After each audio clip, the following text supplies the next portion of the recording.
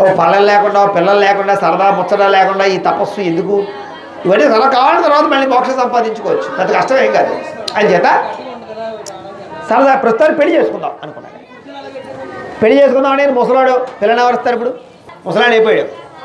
సరే, ఆయనకి చుట్టుపక్కల వాతావరణంలో తెలిసింది ఏంటంటే కనుక ఇక్కడ మాంధాత అనేటువంటి ఒక సత్పురుషుడు ఉన్నాడండి. ఆయనకి 4 అమ్మాయిలు ఉన్నారు, చాలా అందంగా ఉంటారు అని తెలుసుకున్నాడు. తెలుసుకుని ఏం చేశాడంటే మాంధాత దగ్గరికి వెళ్ళాడు. ఏవయ్యా మాంధాత, మీ అమ్మాయిలు చాలా అందంగా ఉంటారని తెలిసింది, అంచేత నాకు వివాహం చేసుకునేటటువంటి కోరిక పుట్టింది.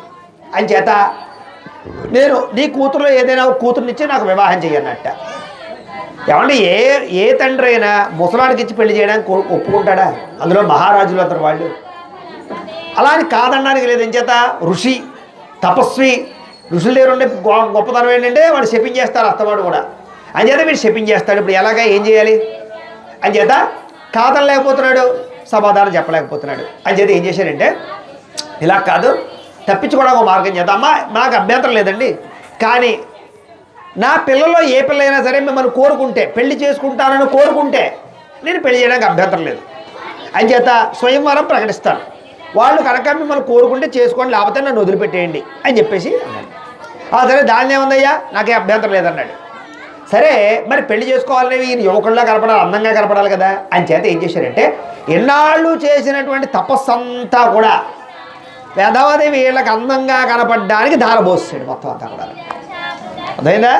ఇన్నాళ్ళు మోక్షానికి ఇంకో చివరి మెట్టుకు ఎక్కేసాడు. ఇటుకెక్కే సరదాగా బీచ్కి వెళ్దాం అన్నట్టు బీచ్కి వెళ్తే పిచ్చి పిచ్చి అన్నీ చూసాడు. అవి చూసి కామకోరిక పుట్టింది. పుట్టి ఇంత తపస్సు కూడా యవ్వనంగా కనపడడానికి ధారబోసాడు.